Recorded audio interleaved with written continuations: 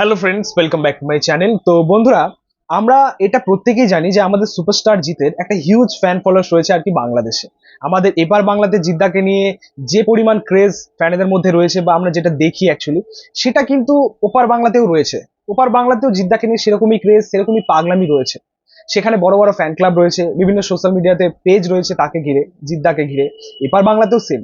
জিদ্দা একমাত্র একজন সুপারস্টার যার দুপার বাংলাতেই ফ্যান ফলোয়ার্স একদমই সেম। সেই জায়গায় অন্যান্য কোনো সুপারস্টার নেই। Jeddah one and only.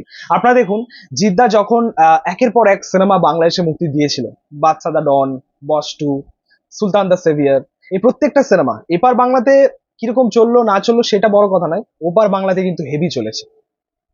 বাদশা দা ডন ওপার বাংলাতে রেকর্ড ব্রেকিং কালেকশন করেছিল, বস টু ওপার বাংলাতে রেকর্ড ব্রেকিং কালেকশন করেছে, সুলতান দ্য সেভিয়ার এপার বাংলাতে ফ্লপ কিন্তু ওপার বাংলাতে খুব ভালো সাড়া ফেলেছিল। তো এই ছবিগুলো ওখানে কিন্তু খুব ভালো রান করেছে। তো বুঝতেই পারছেন যে দুই জায়গাতেই জিদ্দাকে নিয়ে কিরকম মানে মাতামাতি আমরা দেখি। এবং এটা কিন্তু কখনোই কোনো হাওয়ায় বলা কথা নয়। আপনাদের একটা ছবি আমি আপনাদের শেয়ার করছি, এটা আমি সোশ্যাল মিডিয়া থেকে পেয়েছি, ঠিক আছে, ফেসবুক থেকে পেয়েছি। তো সেখানে জাস্ট চিত্রটা দেখুন। এটা হচ্ছে 2017-র পিক তোলা ছবি, কোনো রকম এডিট নয়। এই ছবিটা অনেক বছর ধরেই সোশ্যাল মিডিয়াতে ঘোরাফেরা করছিল, আমি আবার আরো একবার পেলাম অ্যাকচুয়ালি। বস টু, আমি সত্যি বলতে এইখানে যেভাবে দেখেছি বা যেরকম সিচুয়েশনে মানে সিনেমা হলের যা সিনারিও ছিল, সেটা জাস্ট মানে কি বলবো, নেক্সট লেভেলের। আপনারা সকলেই জানেন যে জিদ্দার সিনেমা যখনই রিলিজ করে সেটা একটা ফেস্টিভ্যাল হিসেবে এনজয় করে এখানকার মানুষ। ঠিক সেম জিনিসটা কিন্তু ওপার বাংলাতেও তাই। যখনই তার কোনো সিনেমা রিলিজ করে ঢাক ঢোল নিয়ে গিয়ে সেলিব্রেশন একটা মুডে ফ্যান্সরা থাকে। তো ওই চিত্রটা কিন্তু দেখা যাচ্ছে বস টু এর। ভাবতে পারছো মানে একটা সিনেমা হলে জাস্ট গাদাগাদি, শুধু দর্শক।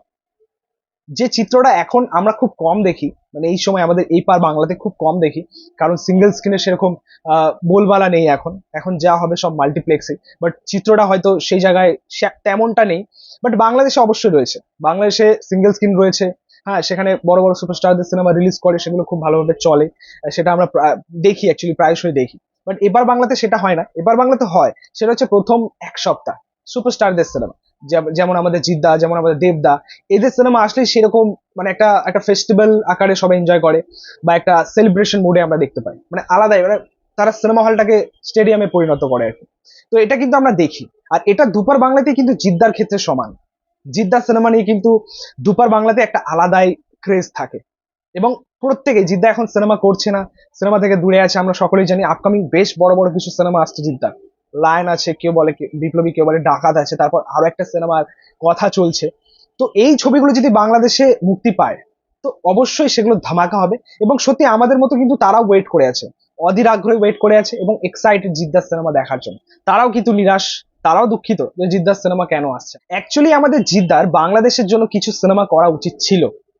যে সময় আমাদের ইন্ডিয়া এবং বাংলাদেশের অবস্থাটা ভালো ছিল, যখন বস টু রিলিজ করেছিল বা বাদশা ডন রিলিজ করেছিল বা সুলতান দা সেভিয়ার, এই ছবিগুলো খুব সম্ভবত একই দিনে মুক্তি পেয়েছিল। বস টু বোধহয় এক সপ্তাহ পরে, এরকম কিছু হতে পারে, এরকম পরেই রিলিজ করেছিল।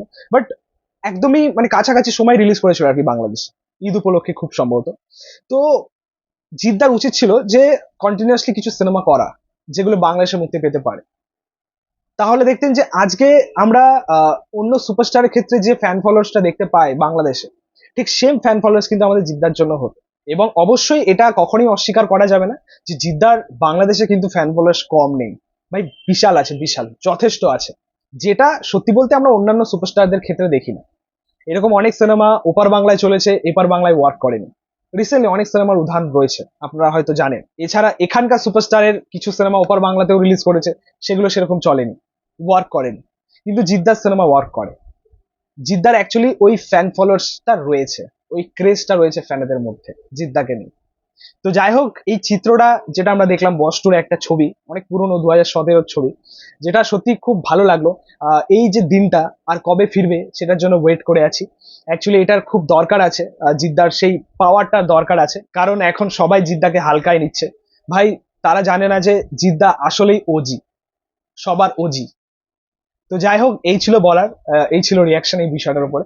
তোমাদের মতামত, রিয়াকশন অবশ্যই কমেন্টে জানি। ভিডিওটা ভালো লাগলে অবশ্যই লাইক, কমেন্ট, শেয়ার করে দিও। পাশে থেকে সাপোর্ট করো, চ্যানেলটাকে অবশ্যই সাবস্ক্রাইব করে দিও। পাশে থাকা বেল আইকন প্রেস করবে পরবর্তী ভিডিও আপলোড। Thank you.